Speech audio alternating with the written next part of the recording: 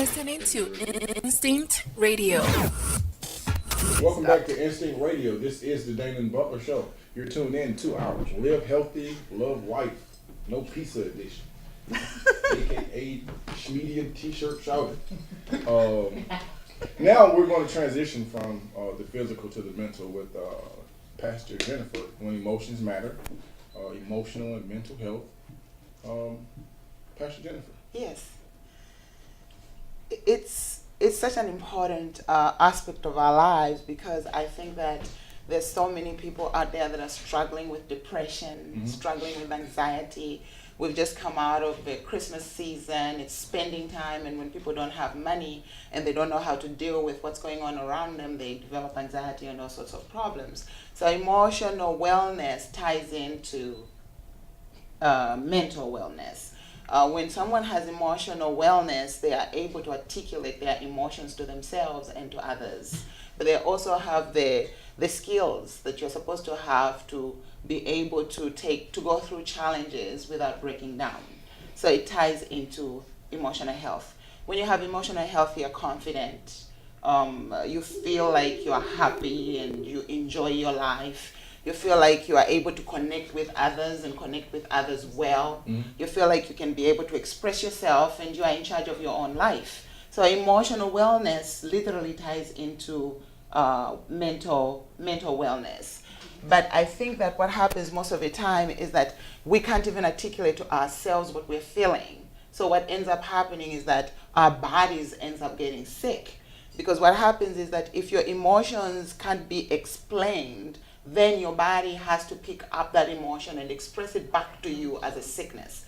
Talk, for instance, headaches, back pain, uncomfortableness in your body. But most of the time, we take a pill and we just drink that pill and forget about the fact that we didn't quite interpret what emotion we were feeling. We didn't, because there are no good or bad emotions. Emotions are like, they're the radar. They let you know what's going on and how you're responding to the environment and how you're responding to what's happening. So if you don't know how you're responding to what's happening and you keep ignoring it, you will end up in the hospital. Because what will end up happening is that every time you ignore your emotions, then your body goes into this overdrive where it starts to produce all these hormones that then impacts your body a certain way.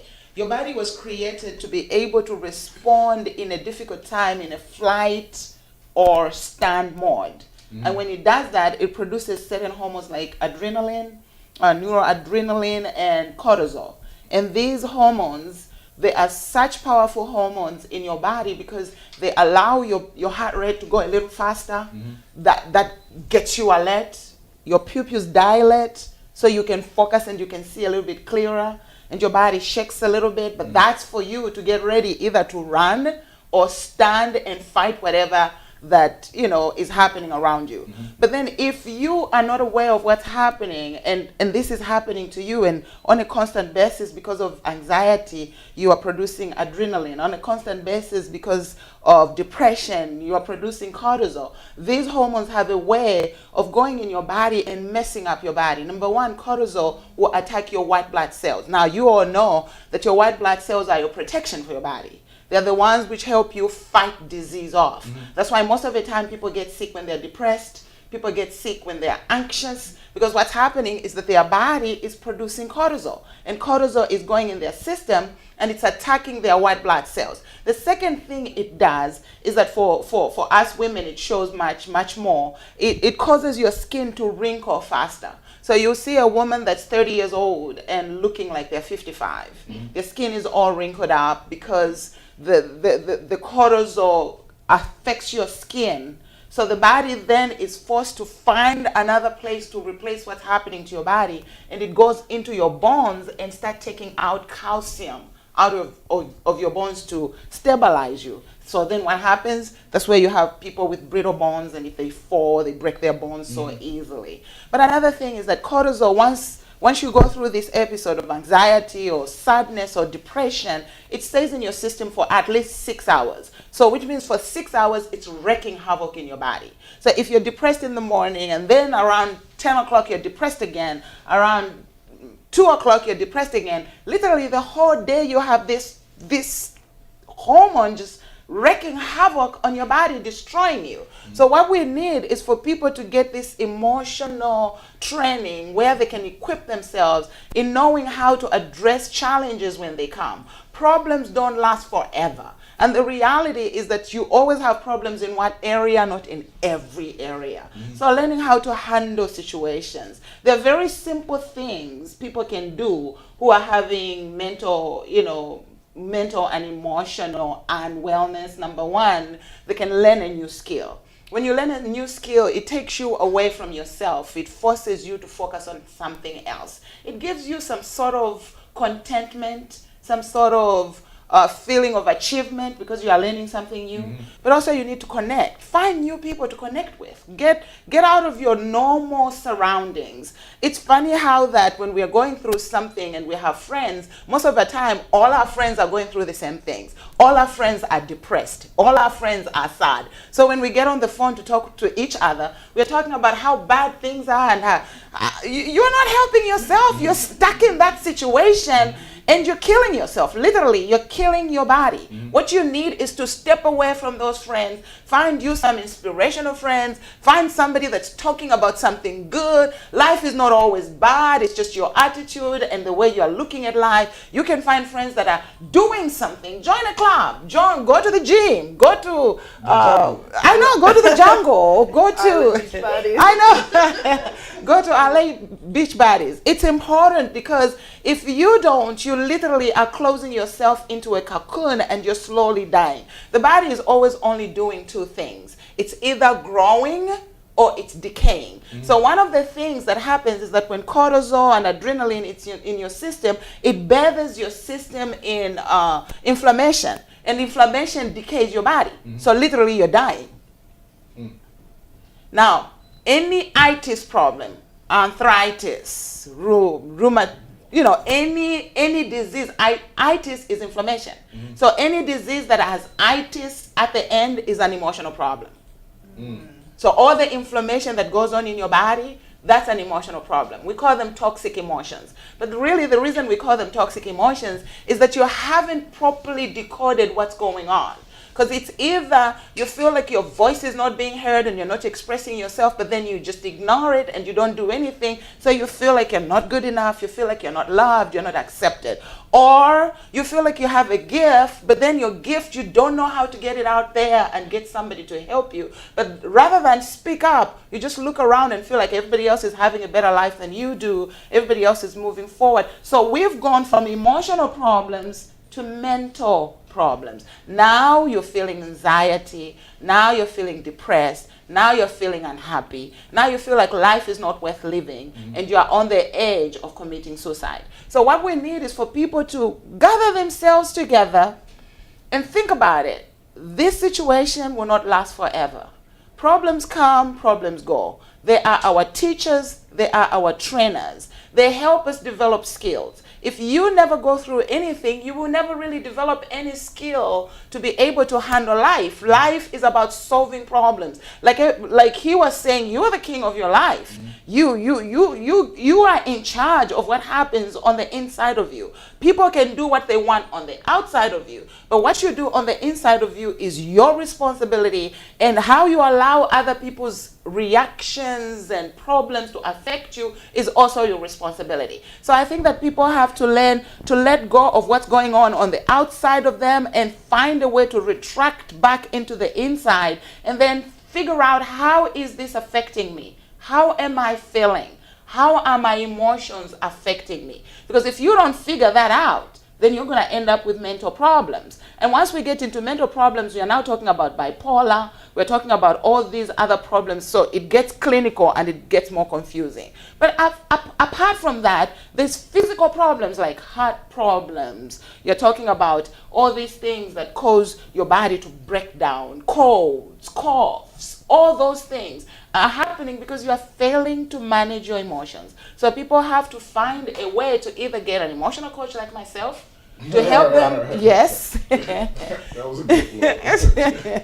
to help them figure out what's going on, because it's very easy. The principles are very simple, to help them figure out what's going on and help them figure out how to handle their emotions so they can have mental wellness. So if someone doesn't have an emotional coach, are there, I know you said one thing is like start hanging around positive people rather than negative, but are there any other like steps that a person can do on a daily basis? What about meditation? Is there just some tips that you can give people that they can do if they don't have an emotional coach? The first tip, and this is the most important tip I've ever given anybody, and it's simply that people speak the way they are. Did you hear that? People speak the way they are. There's so much freedom in that one statement because we go around feeling like every time somebody says something to us, it's about us and not about them.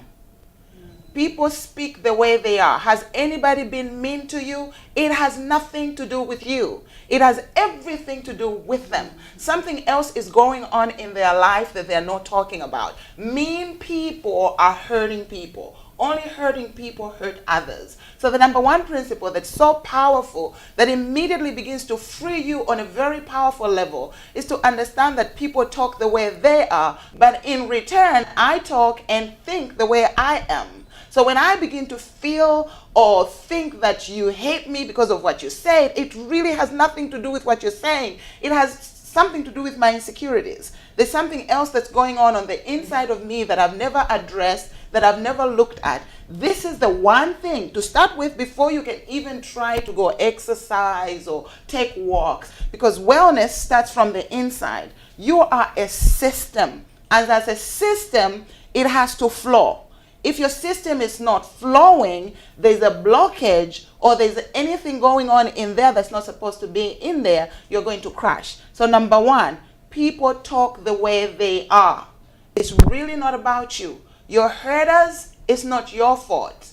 Everything else that's happening on the outside, it's not your fault. But the flip side of that is that you're responsible for how you respond and how you feel about these people or things as they're happening.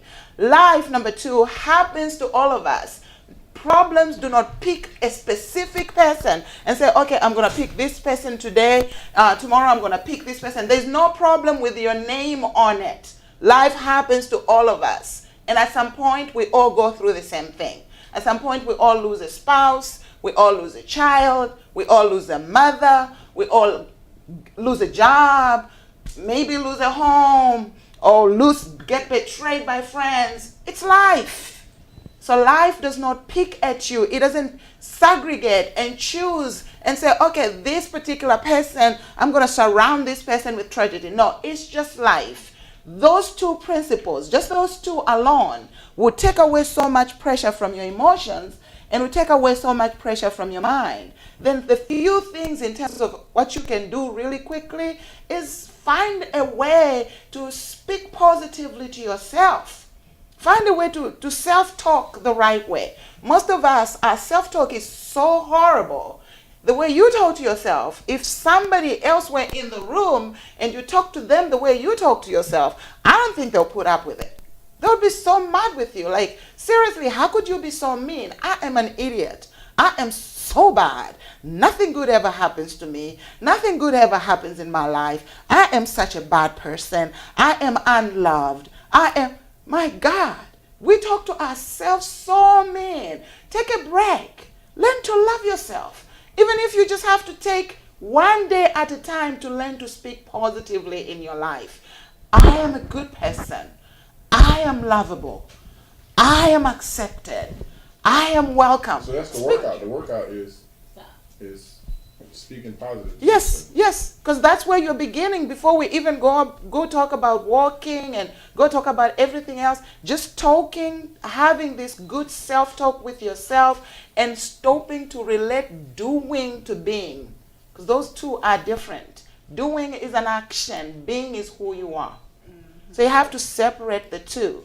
Because if you don't separate the two, then you think if your doing is not working, then your being is not succeeding.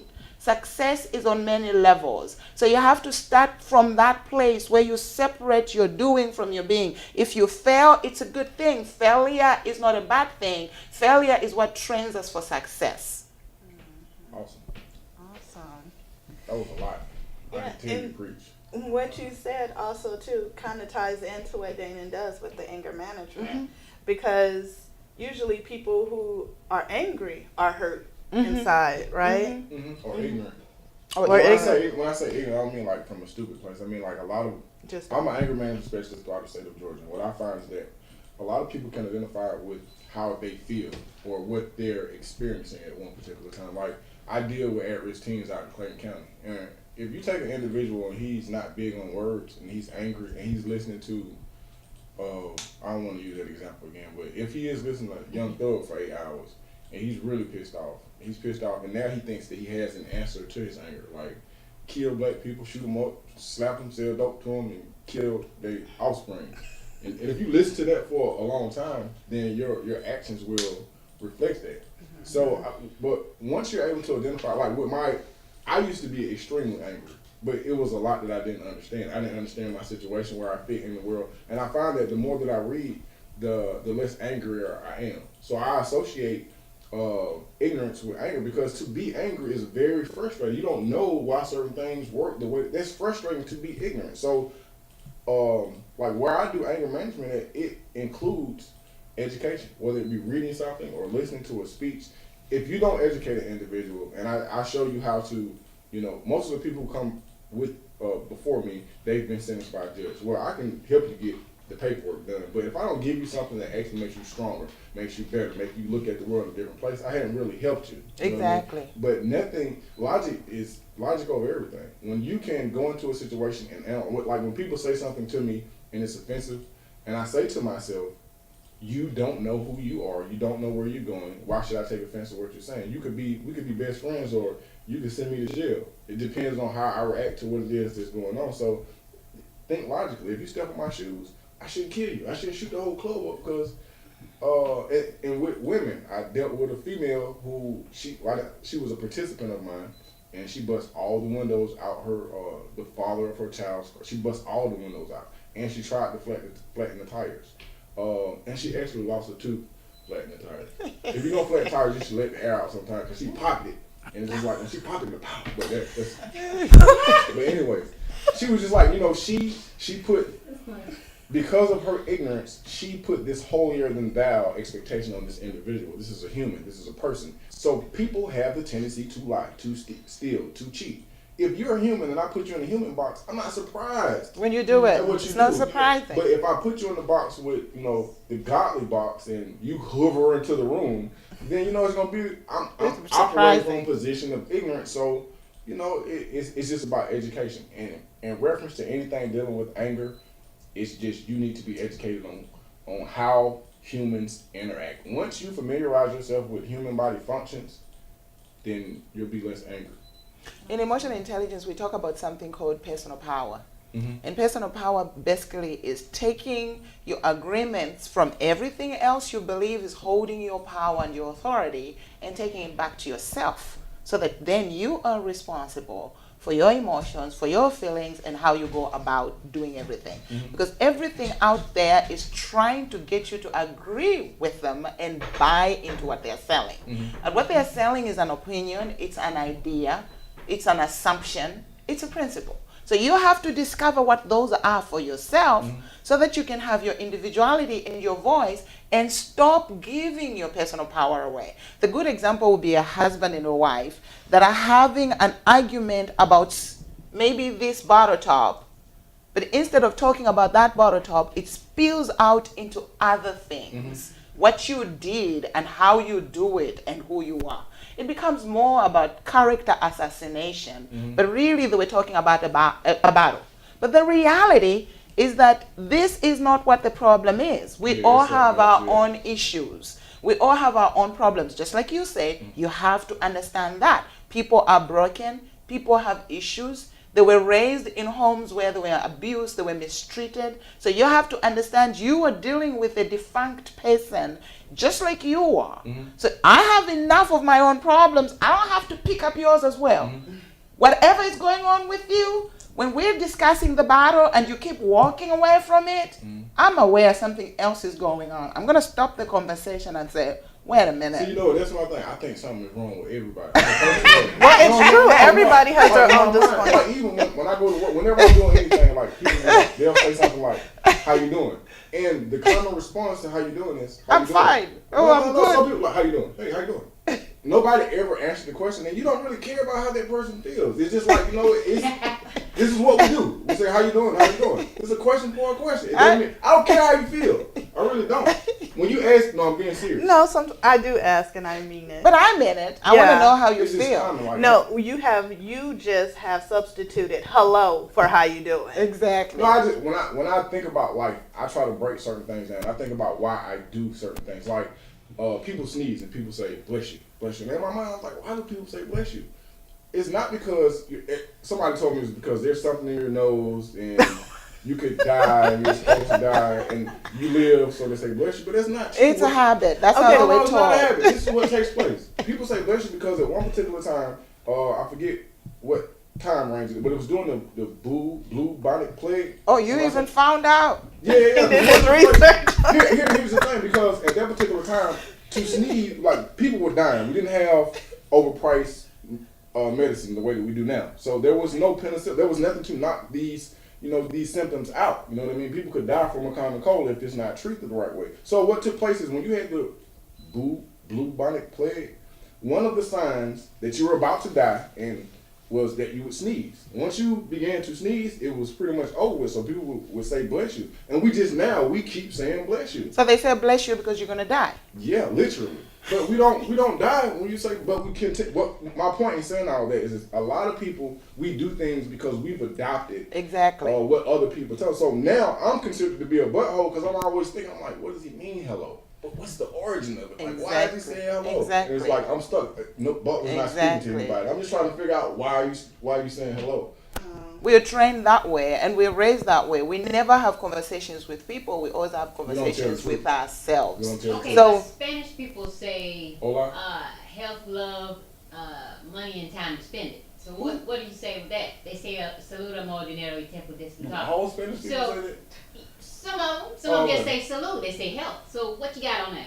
I don't know. I would have to go and Do research. Yeah, because I can give you an So- answer, but I don't know if it's true or not. I have to, All right. try to see what's going on. Research is good. Yeah. It is. What's it against? Okay, we can go to break. I can talk about this. Okay, you're tuned into the Dainhen Butler Show. This is Instinct Radio. We did have a caller earlier. They disappeared. Yeah, this is Instinct Radio. Can we play a song with black people on there? From your place?